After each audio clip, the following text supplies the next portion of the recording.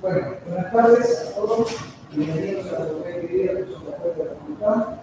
Hoy venimos a ver la exposición del trabajo profesional de Aldana, Francis y Nicolás. El trabajo profesional es una de las formas que tienen en la facultad el trabajo final de carrera, hacer tesis, profesionales. El trabajo profesional busca un poco estar más cerca de lo que se hace en la profesión, precisamente, e integrar lo que ellos han visto a lo largo de la carrera. En algunos casos con un enfoque más multidisciplinario, en otros casos con un enfoque más de integración, acá hay más de uso de segundo, me parece, entonces lo vamos a ver. Un trabajo muy bueno, a mí tocó corregir el informe final, así que puedo realizar un muy buen trabajo, esperemos que la exposición refleje ese muy buen trabajo que hicieron, así que bueno, veamos la exposición, lo que sí podemos poner en el espacio de preguntas, los invito a preguntar lo que quieran preguntar. Los unos se sentirán un poquito incómodos, es parte de la exposición, así que al final hay una espacio de preguntas.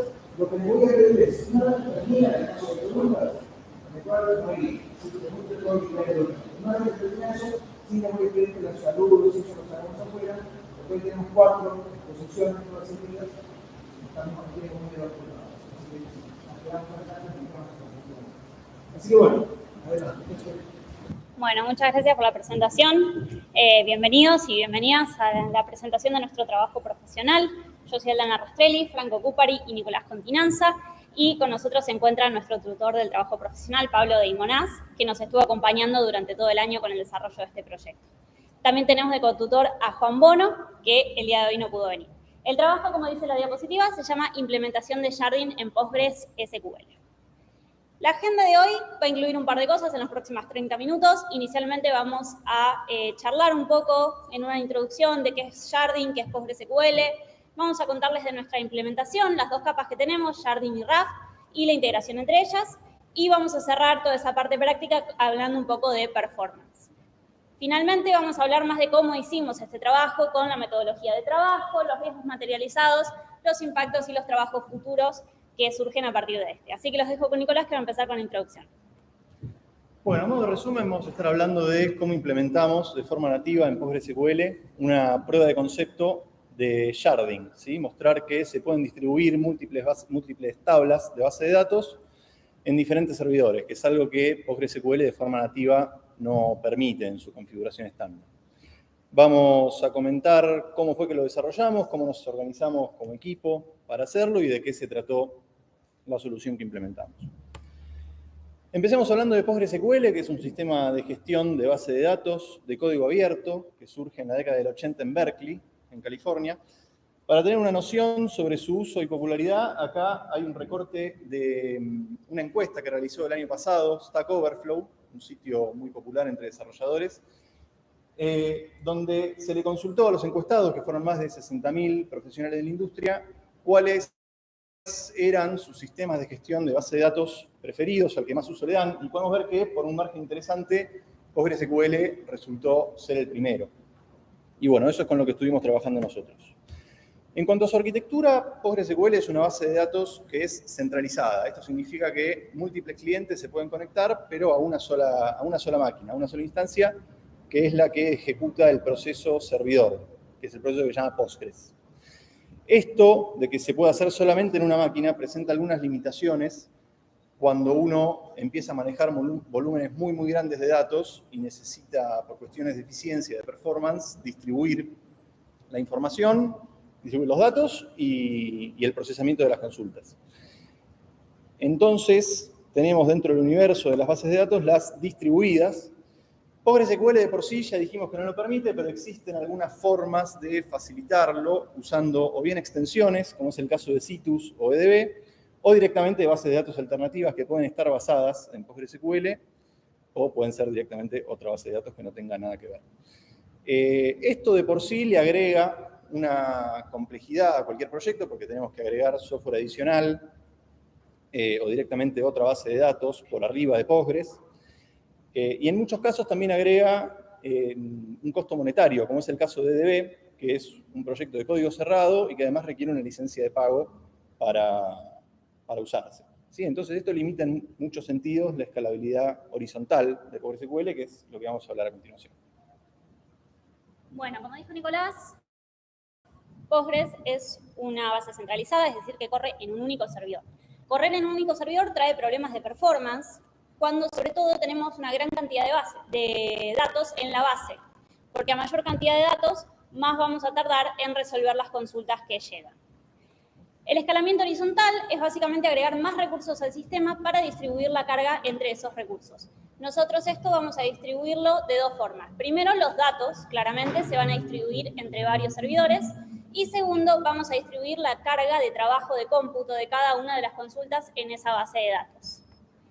Tenemos que saber entonces cómo vamos a dividir la data en esas porciones para todos los servidores. Bueno, nosotros elegimos algo que se llama particionamiento horizontal o sharding, que es básicamente en cada uno de los servidores tener la misma tabla creada, las mismas bases de datos y dividir por fila o entradas. No solo también tenemos que saber cómo dividir la data, sino cómo dividir entre los servidores, a qué servidor le mandamos cada inserción o cada porción de datos.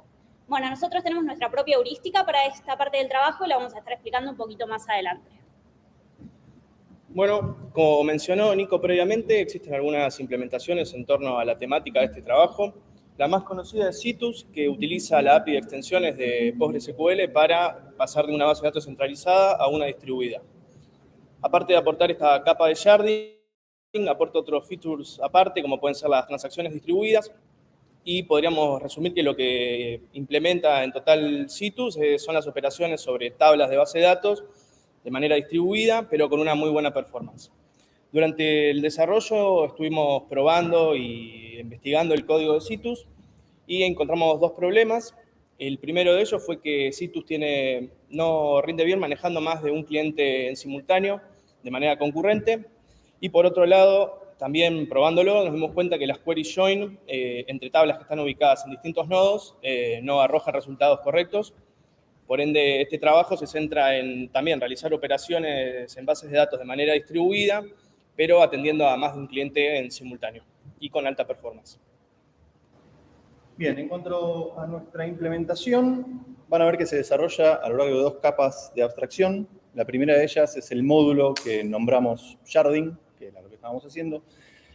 Ahí nos ocupamos de distribuir la información entre las distintas instancias que están levantadas en el clúster y de procesar las consultas de forma distribuida.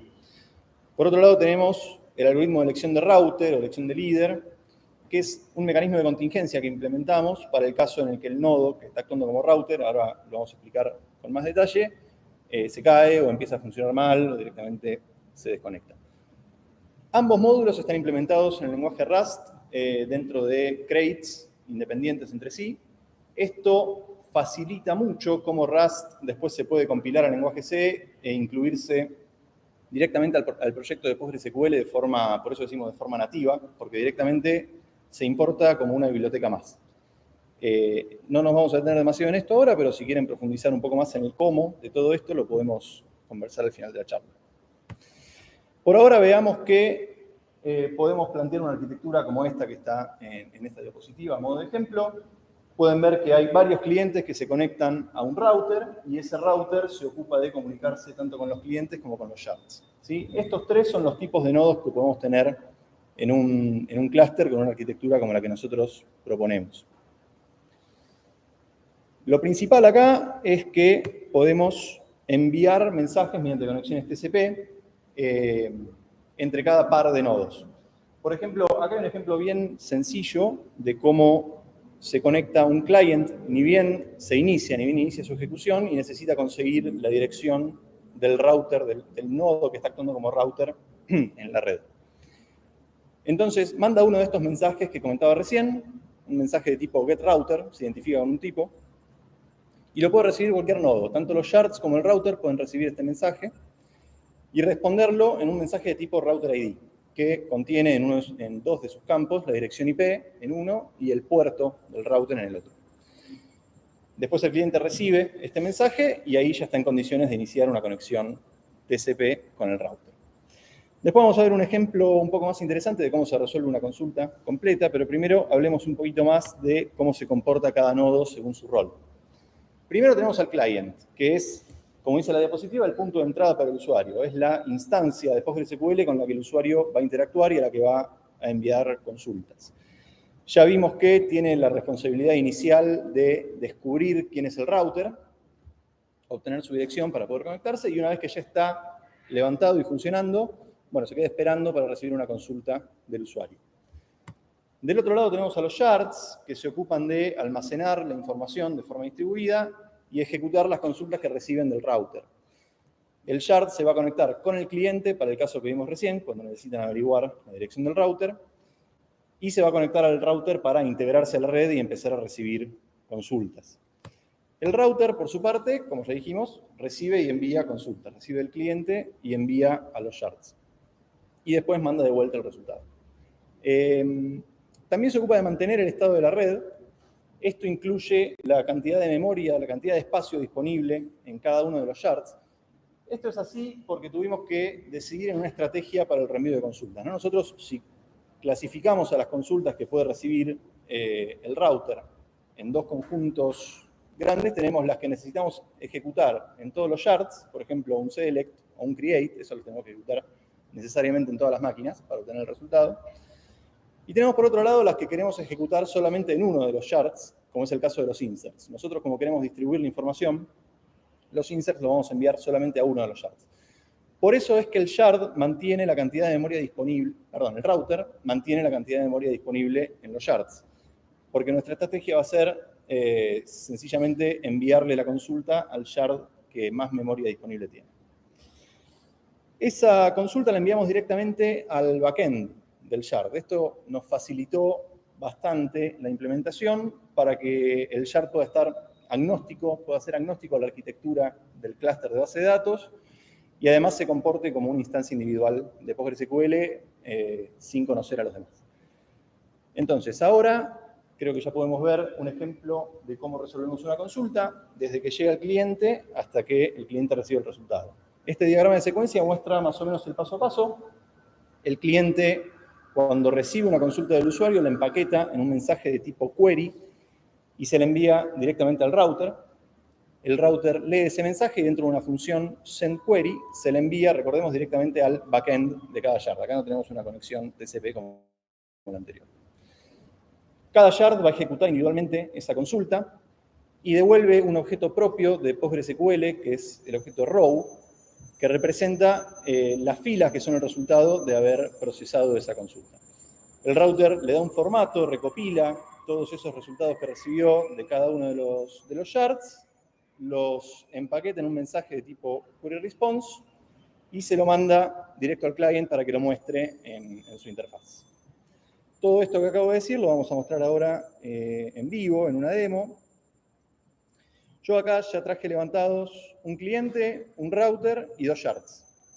Y me traje escritas las consultas para no perder demasiado tiempo en la demo. Lo primero que voy a hacer es, en el cliente, enviar una consulta para crear una tabla. Una tabla que se va a llamar empleados, employees, representa a los empleados de cualquier compañía, tienen un ID autogenerado, un nombre, la posición del empleado en la organización y un salario, que es un valor numérico.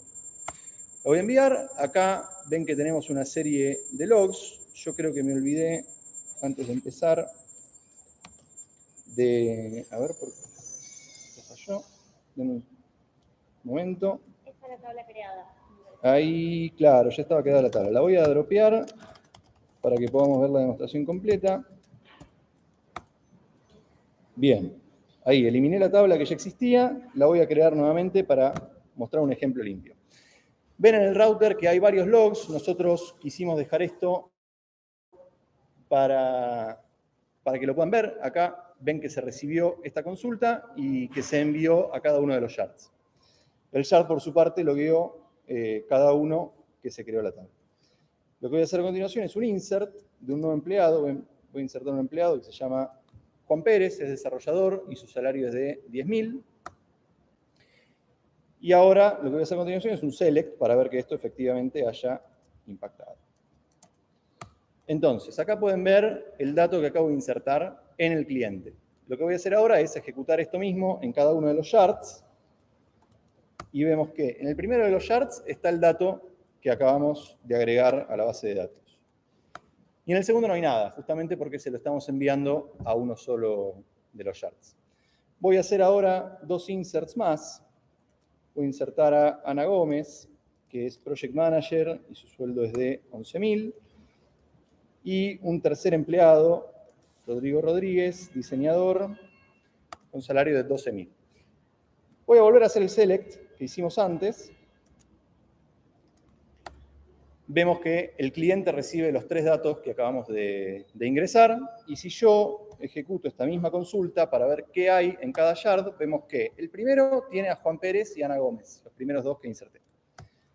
Y el segundo tiene a Rodrigo Rodríguez, con lo cual, efectivamente, la información se está distribuyendo entre los yards que tenemos levantados, que, bueno, es justamente a lo que queríamos llegar y donde creemos que esta propuesta agrega mayor valor.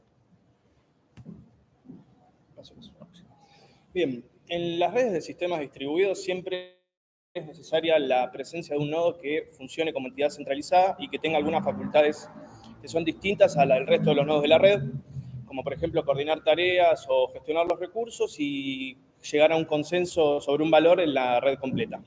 A este nodo especial le podríamos decir que es el nodo líder, y tal como el resto de los nodos también falla, este también puede fallar, se puede desconectar del resto de los nodos, o simplemente puede caerse y dejar de responder. Para que la operatoria de la red siga siendo confiable y sobre todo coherente, existen los algoritmos de elección de líder en los cuales el resto de la red vuelve a decidir un líder, o sea, vuelve a formar un consenso sobre a qué nodo considerar como nuevo líder. Existen diversos algoritmos, está Raft, Paxos, por mencionar algunos, pero nosotros decidimos implementar Raft, que justamente Raft es un protocolo de consenso distribuido que permite a un clúster lograr un acuerdo sobre un valor, un conjunto de máquinas que acuerden sobre algún valor, y aparte también brinda lo que es un algoritmo de elección de líder. Nosotros decidimos implementar Raft porque este es bastante didáctico y fácil de entender, perdón.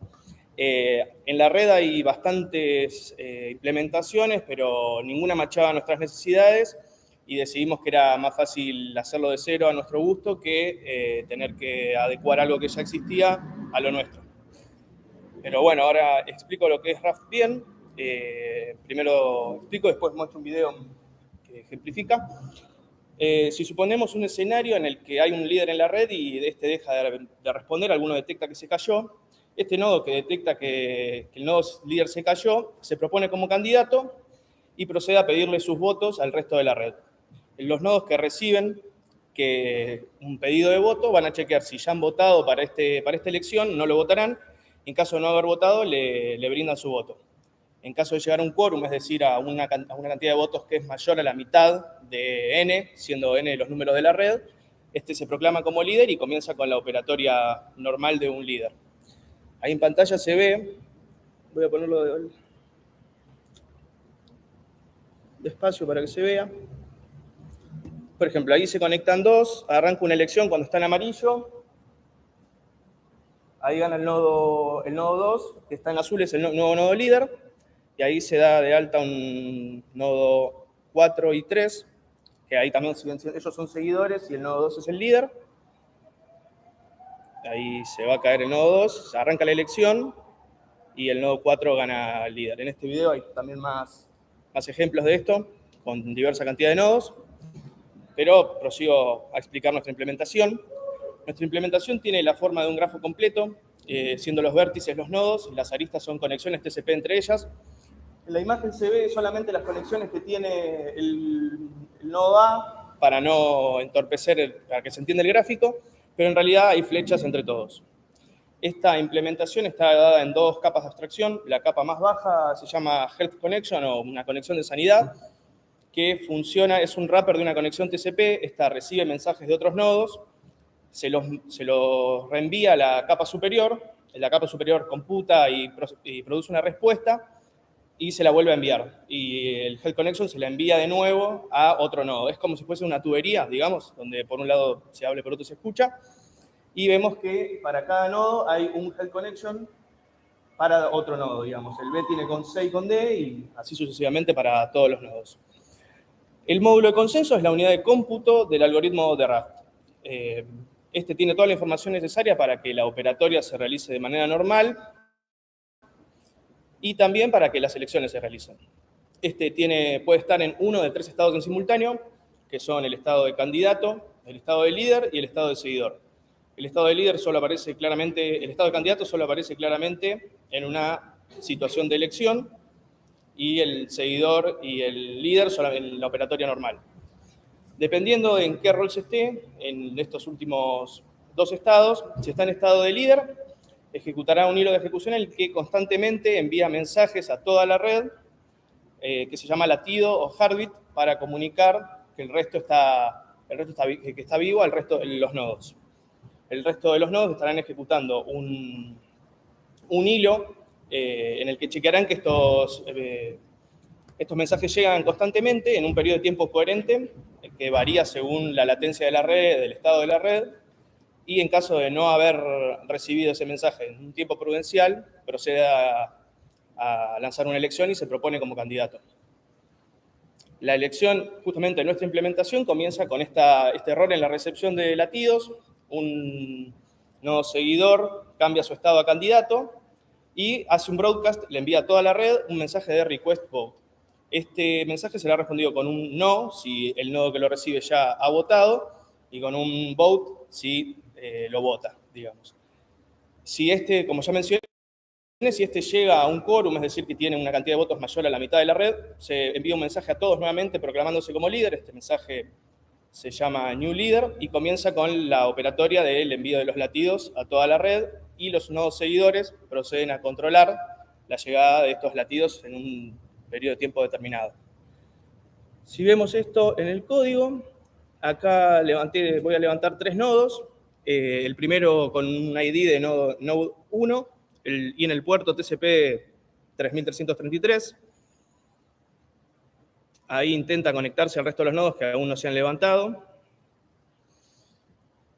Acá levanté el segundo nodo y se ve que comenzó la elección. Acá en púrpura se ve que, azul, se ve que es el nuevo líder, y comienza a enviarle los latidos el nodo 2 al 1.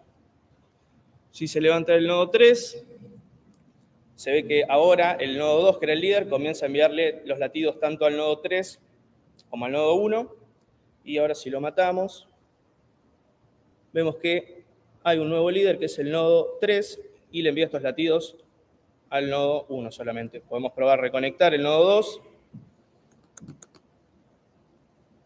Y ahí vemos que en el log del nodo 3 le envía estos mismos latidos al nodo 1 y 2. Y así podemos probar cualquier combinación que queramos, que el resultado será siempre el mismo.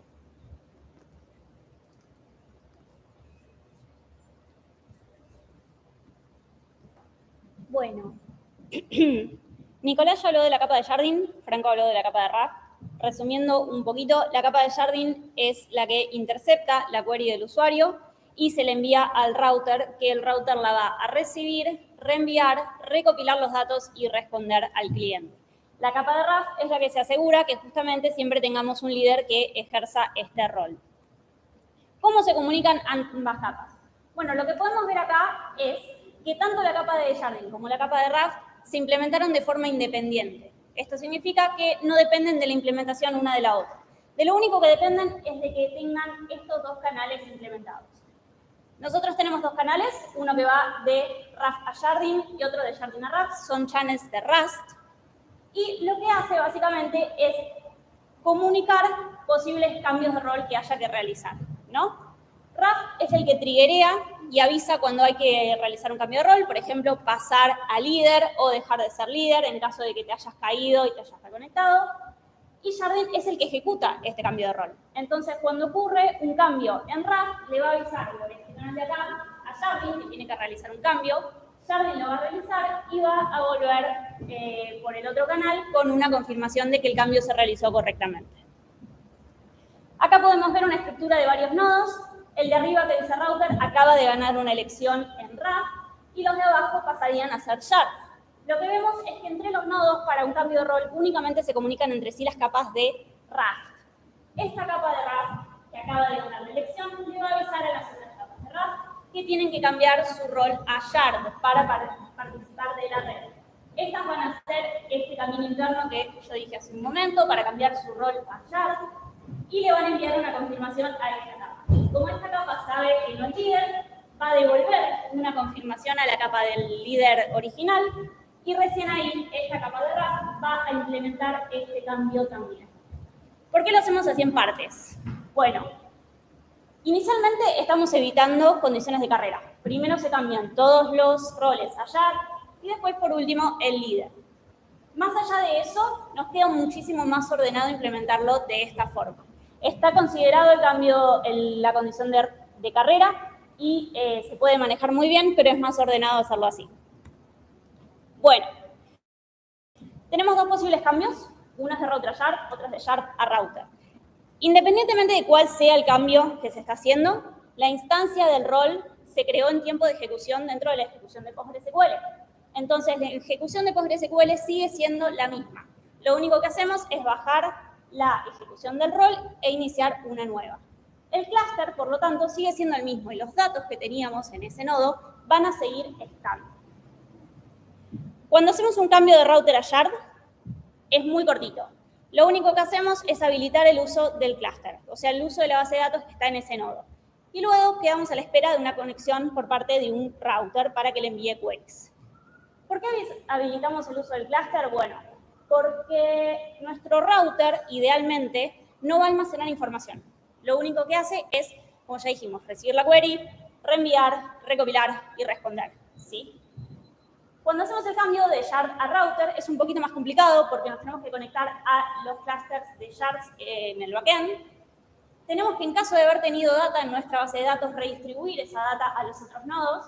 Y también tenemos que quedarnos en la espera de conexión por parte de un cliente.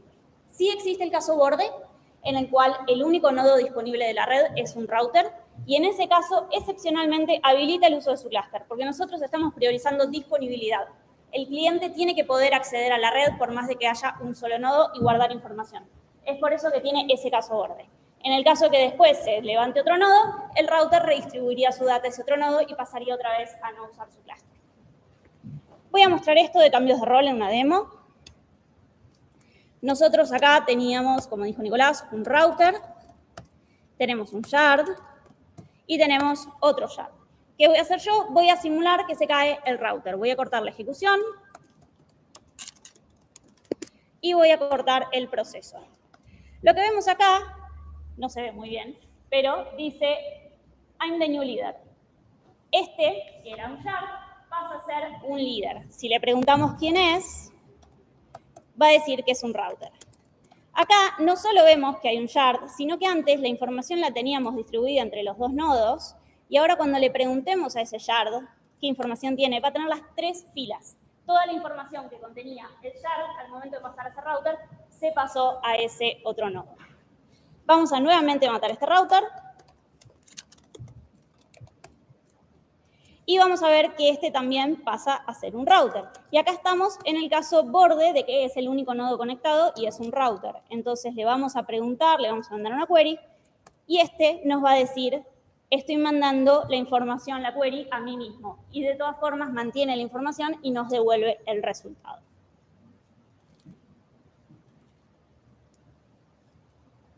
Bueno, surgen dos puntos muy interesantes de la integración de Sharding y RAF. El primero es cómo hacemos para reinsertar un nodo que se cae. Nosotros tenemos la implementación por separado en las dos capas, Sharding y RAF. En Sharding lo único que pasa, el nodo naranja es el que se cayó y se está tratando de levantar. Los otros nodos son shards blancos y el router es el azul. Lo que va a hacer en capa de Sharding es mandar un mensaje que se llama Hello from Node y lo que va a hacer es presentarse a los otros nodos. Los shards lo van a ignorar, pero el router va a tomar ese mensaje, le va a responder con su ID y va a iniciar un handshake para reinsertarlo en la red. En la capa de RAF quisimos ser un poco más cuidadosos con la reinserción porque es un grafo completo y la complejidad de un grafo completo aumenta muchísimo en cantidad de mensajes que tenemos que intercambiar. Entonces, guardamos un archivo con un historial de ejecuciones para que el nodo sepa si es su primera ejecución o no. En el caso de que sea su primera ejecución, el nodo que se está reinsertando únicamente se comunica con los nodos anteriores porque sabemos que RAF siempre se levanta de forma secuencial. En el caso de ser una reconexión, ahí sí no nos queda otra que comunicarnos directamente con todos los nodos disponibles de la red. Les voy a mostrar una demo de reconexiones. Para eso voy a dar de baja todo. Ahí estamos. Y yo lo que les voy a mostrar es dos ejemplos. Inicialmente, cómo se levanta la red, que es algo que no les habíamos mostrado hasta el momento. Vamos a tener primero un nodo, como dijimos, todo de forma secuencial. Y este nodo inicialmente es un shard. Cuando nosotros levantamos un segundo nodo, se van a comunicar entre sí. Como somos muy democráticos, lo que va a pasar es que se va a llamar una elección a partir de que tenemos dos nodos y uno de estos va a ganar, que fue el nodo que está ahí arriba. Entonces ahí nosotros ya tenemos un router y ya tenemos un shard. Y ahora tenemos el caso de, bueno, si esta fuese una red que ya estaba levantada, este se podría haber caído, vamos a reinsertarlo. Vamos a enviar un mensaje de nodo 3, perdón, a levantar el nodo 3. Y vamos a ver que ahí se levanta tranquilamente y se le avisa que el líder es el nodo 2 y este pasa a ser shard. El mensaje que vemos acá arriba, de que se le envió una query diciendo create table, es porque cada vez que se inserta un nodo se le pide que, si no la tiene, cree todas las tablas que tiene la red en ese momento. ¿Para qué nos sirve esto? Nos permite escalar la red con nodos nuevos que inicialmente no formaban parte. Si nosotros antes, por ejemplo, teníamos 4 nodos, 3 bases, y queremos agregar un nodo nuevo que inicialmente no estaba, vamos a tener un archivo de configuración donde cada nodo sabe y conoce al resto de los nodos de la red, y lo que hacemos es actualizar esos archivos para todos los nodos, levantamos el nuevo nodo y el nuevo nodo pasa por todo el proceso de reconexión y se inserta en la red de forma como funciona con las reconexiones. En el caso de que alguno de los otros en algún momento futuro se caiga, ya contiene el nodo nuevo en el archivo de configuración, por lo cual ya sabe que lo tiene que meter en la red también. Bueno, para corroborar el funcionamiento de la implementación de Raft, la performance, como dice la diapositiva, realizamos algunas mediciones sobre el tiempo que transcurría entre que se detectaba la caída de un líder y cuando se proclamaba uno nuevo, como mencioné. Vemos que los resultados están en el orden de los milisegundos y estas mediciones las hicimos con redes de tamaño que iban de 2 a 30 nodos. Vemos que, por ejemplo, para 30 nodos, el tiempo que tardan en elegir un nuevo líder es de 0,4 milisegundos, que es imperceptible para el usuario, pero también este tiempo depende del estado de la red. Si hay mucha latencia, pérdida de paquetes y demás, esto podría tardar un poco más. Y durante la implementación nos preocupamos porque el tiempo de elección no crezca de manera lineal con respecto a la cantidad de nodos de la red, es decir, que la complejidad no sea de ODN. Y para corroborar esto, comparamos con curvas con los datos, pero ajustadas por cuadrados mínimos, con dos modelos distintos. Primero, en azul se ve que es un ajuste lineal, una recta, y después en rojo se ve la curva logarítmica. En negro están los datos de la diapositiva anterior, que son los datos de las mediciones, y vemos que si bien no es una logarítmica per se, tiende más a una logarítmica que a una lineal. Este resultado que nos deja contentos se debe a dos detalles de implementación.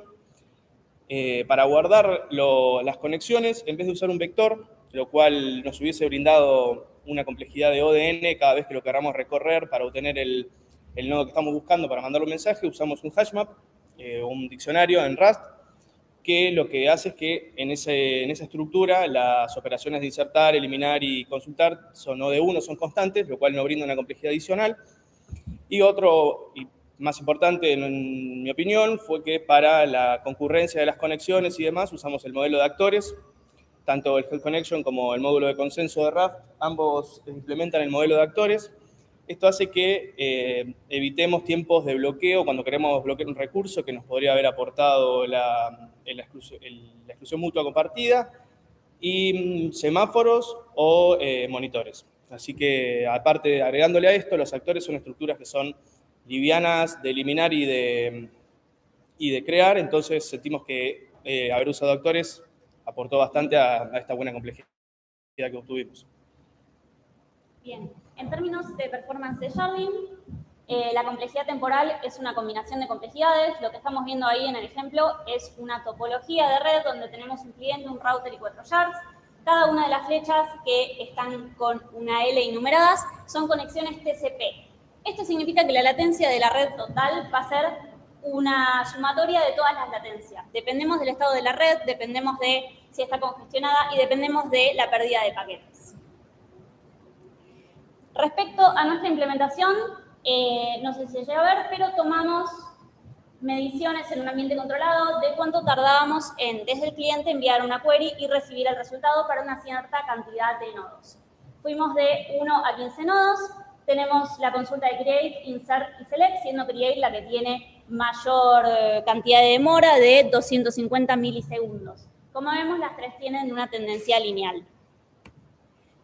Por último, nos interesaba también comparar el tiempo de cambio de rol que era en Sharding respecto del tiempo de elección de Raft. Como vemos, aumenta significativamente. Tarda para unos 15 shards 0.4 segundos en realizar todo el proceso de la elección. Pero nos interesaba pensar un poco más grande. Entonces lo proyectamos a 2000 nodos y pareciera que crece bastante rápido, pero si lo pensamos, desde que se detecta que se cae el router hasta que se hace una elección, se vota, se hacen los cambios de rol y vuelve la red a funcionar de forma correcta, pasan únicamente 1.2 segundos, por lo cual tiene una performance muy buena. Bueno, terminamos con la parte más dura, más pesada. Hablemos ahora de cómo nos organizamos nosotros internamente como equipo a lo largo de todo este trabajo. Nosotros empezamos en marzo-abril conversando con nuestro tutor, hicimos una sesión de brainstorming, de donde surgió la idea de empezar a explorar si era posible implementar Sharding dentro de PostgreSQL de forma nativa para sacarse encima las extensiones o la necesidad de recurrir a otras bases de datos. Ahí hicimos todo un proceso de investigación de estado del arte, tanto en la comunidad de PostgreSQL como en otras bases para ver cómo resolvían este problema en otras bases de datos. Y ahí concluimos que íbamos a poder presentar una prueba de concepto de esto dentro de los plazos que estipulaba el trabajo profesional. Así que una de las primeras cosas que hicimos fue ordenar nuestros principales hitos y objetivos en una hoja de ruta, como la que ven en la diapositiva. Se ve muy chiquitito, pero ahí van a ver cosas como encontrar una query, que es una de las primeras cosas que tuvimos que hacer, encontrar una query en el código de PostgreSQL y entender su flujo hasta que se ejecutaba, levantar una red de nodos que se comuniquen entre sí y así sucesivamente hasta llegar a la solución final. Después, internamente, fuimos partiendo estos hitos en tareas más cortas, de alcance más corto, que nos permitieran mantener el foco y avanzar de forma iterativa e incremental. Nos la fuimos repartiendo entre nosotros, nos juntábamos 2 veces por semana, además trabajábamos en paralelo, pero nos juntábamos a planificar las próximas tareas, establecer los objetivos que teníamos para cada iteración. Las iteraciones las ordenamos en sprints quincenales. Al inicio y al final de cada sprint nos juntábamos con nuestros tutores, donde también establecíamos los compromisos para la próxima iteración. Discutíamos detalles de diseño, de implementación, también algún riesgo que se nos ha materializado o que veíamos que podía llegar a materializarse para prevenirlo, y así fuimos avanzando, integrando todas estas tareas hasta llegar a la prueba de concepto que estamos mostrando hoy. Bien, dentro de los riesgos materializados que tuvimos durante el desarrollo, tuvimos la baja de un integrante después de varias semanas de inactividad, lo cual nos afectó en los tiempos de desarrollo y también en los objetivos que nosotros queríamos alcanzar, como por ejemplo la integración de la replicación de PostgreSQL. También tuvimos un cambio en el protocolo de consenso. Inicialmente íbamos a usar el protocolo Gossip y mantener una tabla de ruteo donde tuviéramos la información de dónde estaba cada dato, pero encontramos una solución superadora a través del uso del router, lo cual nos llevó a implementar Raft, que llevó mucho más tiempo la implementación de Raft de lo que hubiese llevado una implementación de Gossip. Finalmente, respecto a las herramientas para vincular el Create Sharding con PostgreSQL, estuvimos investigando varias semanas el Create Bindgen, que nos permitía crear bindings del código C al código Rust, pero tuvimos muchísimos problemas con todo lo que era tipos de datos, por lo cual terminamos usando el Create Rust Postgres, que nos permite acceder a la API pública de Postgres en Rust.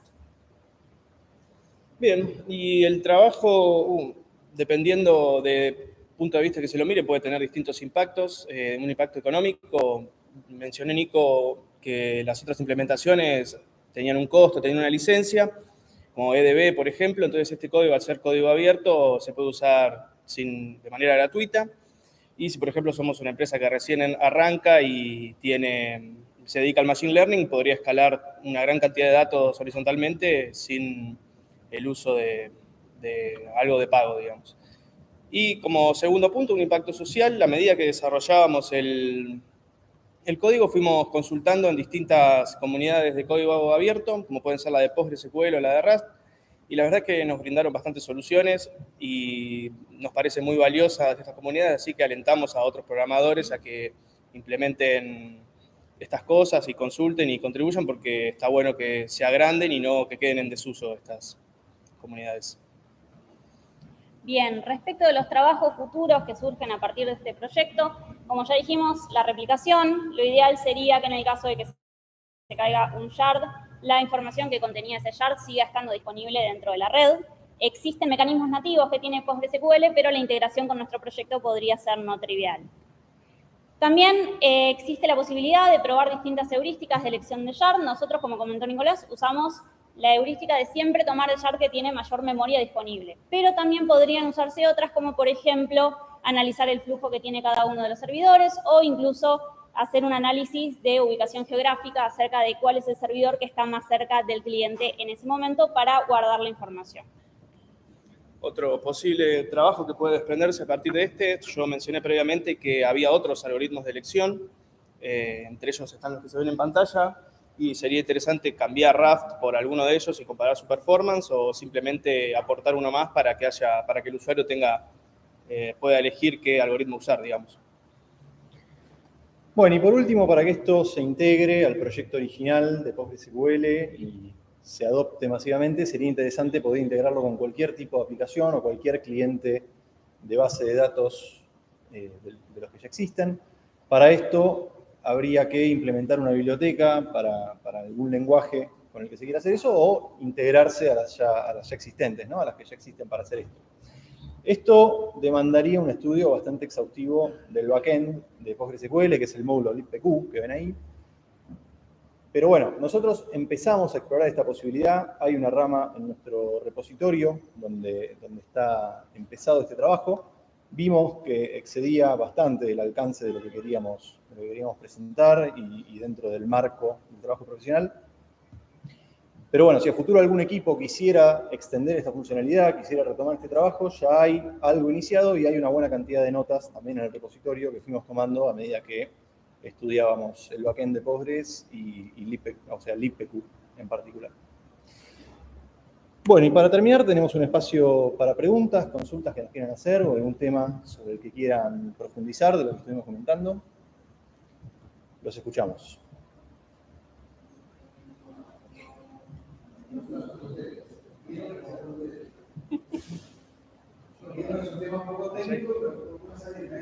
Allá hay una de un colega. Cuando el sistema se carga, los nodos que vuelven a levantar el proyecto, ¿cómo tienen que hacer para ver cuál es el objetivo? En realidad, no. Como dijimos, la idea es siempre que el sistema se levante de forma secuencial. No se levantan todos los nodos al mismo tiempo.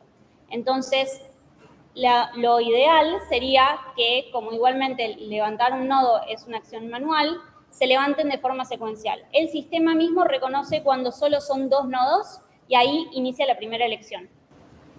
¿Qué justificación elige uno sobre otro? En realidad es el que primero se convoca, como dijo Franco, el que primero se propone como candidato. Es el que va a enviar el pedido de votenme y va a recibirlos. Una vez que llega a la mitad más 1, digamos, ya pasa a ser líder. Entonces, en general, suele ser el segundo nodo porque es el que se aviva, digamos, de que hay solo 2 nodos en la red.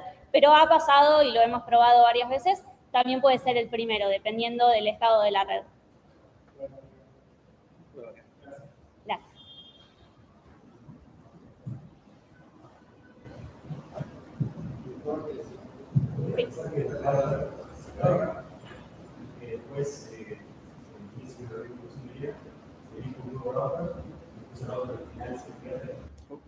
Sí, puede pasar, si querés explicarlo. Puede pasar, en el caso de que se caiga completamente, al levantarlo, el estado original de cualquier nodo que se levanta es shard. Entonces va a conectarse en la red, va a recibir un mensaje y va a decir cuál es el líder, entonces simplemente se va a incorporar como shard. En el caso de que sea, por ejemplo, un tema de internet, que la instancia sigue corriendo y hay un corte de internet o algo, no se logra comunicar con el resto de la red, y cuando vuelve ya hay un líder y le dicen el líder es tal, hace el cambio de rol y pasa a ser shard de todas formas para poder incluirse a una red que de por sí ya seguía funcionando.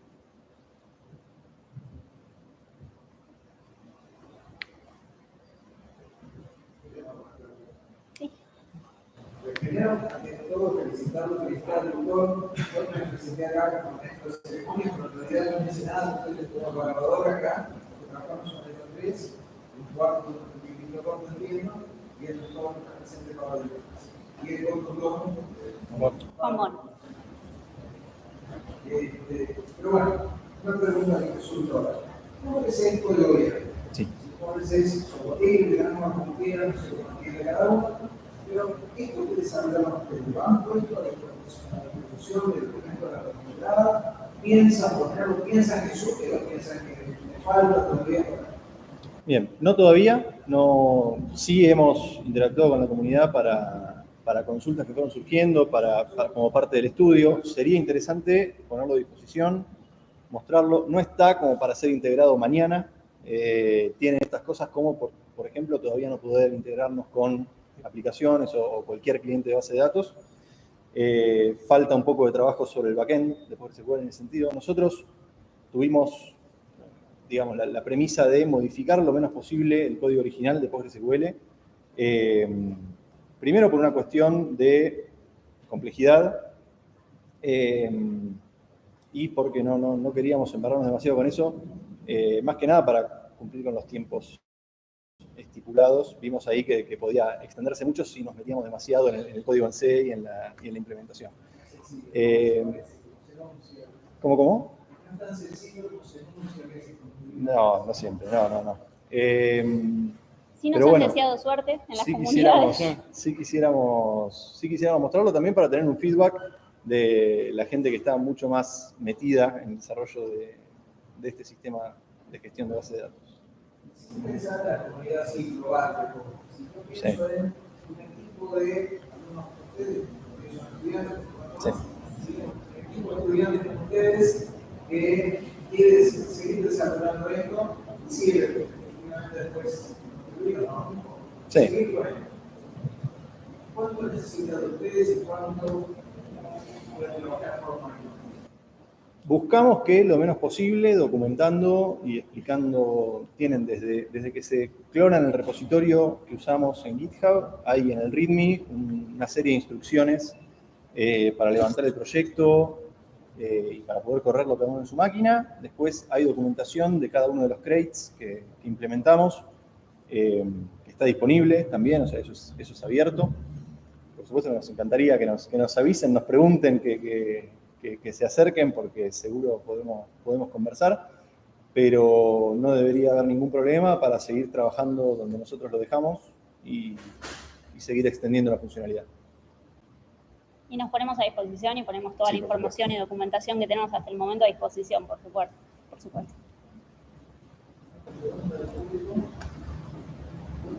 La gente, como operador,